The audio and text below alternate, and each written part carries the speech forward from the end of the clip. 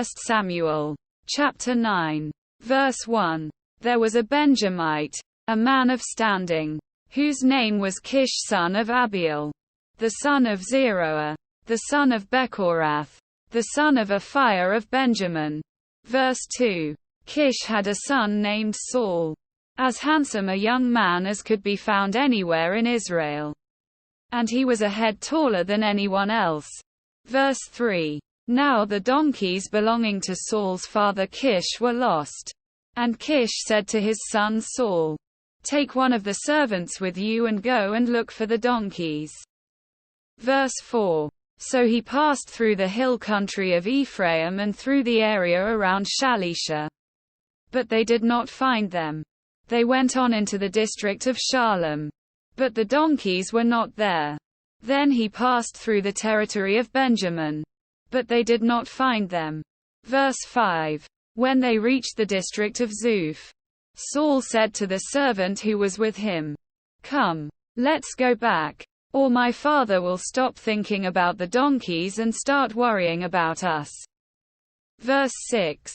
But the servant replied, "Look, in this town there is a man of God. He is highly respected, and everything he says comes true. Let's go there now. Perhaps he will tell us what way to take." Verse 7. Saul said to his servant, "If we go, what can we give the man? The food in our sacks is gone. We have no gift to take to the man of God. What do we have?" Quote. Verse 8. The servant answered him again. "Look," he said, "I have a quarter of a shekel of silver. I will give it to the man of God so that he will tell us what way to take." Verse 9. Formerly in Israel, if someone went to inquire of God, they would say, "Come, let us go to the seer," because the prophet of today used to be called a seer. Verse 10. Good. Saul said to his servant, "Come, let's go." So they set out for the town where the man of God was. Verse 11. As they were going up the hill to the town, they met some young women coming out to draw water. And they asked them, "Is the seer here?" Quote. Verse 12. "He is," they answered. "He's ahead of you. Hurry now. He has just come to our town today. For the people have a sacrifice at the high place." Verse 13.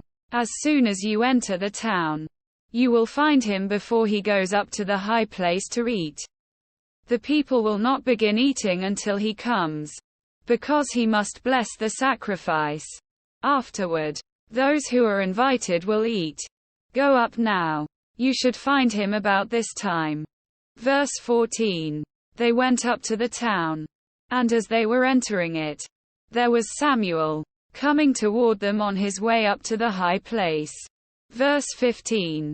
Now the day before Saul came, the Lord had revealed this to Samuel.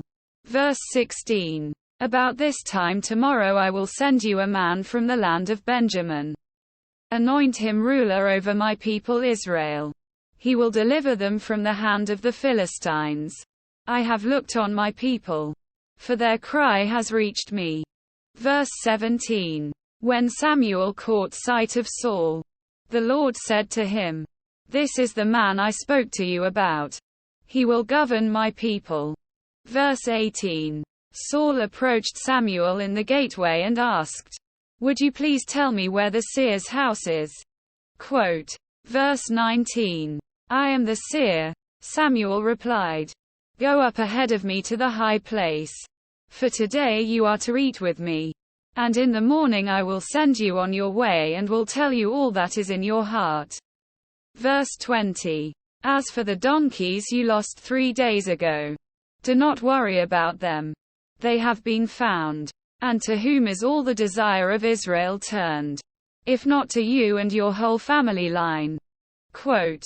Verse 21. Saul answered, "But am I not a Benjamite, from the smallest tribe of Israel?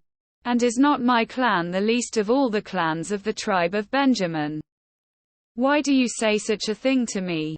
Quote. Verse 22. Then Samuel brought Saul and his servant into the hall and seated him at the head of those who were invited, about 30 in number. Verse 23. Samuel said to the cook, "Bring the piece of meat I gave you, the one I told you to lay aside." Verse 24. So the cook took up the thigh with what was on it and set it in front of Saul.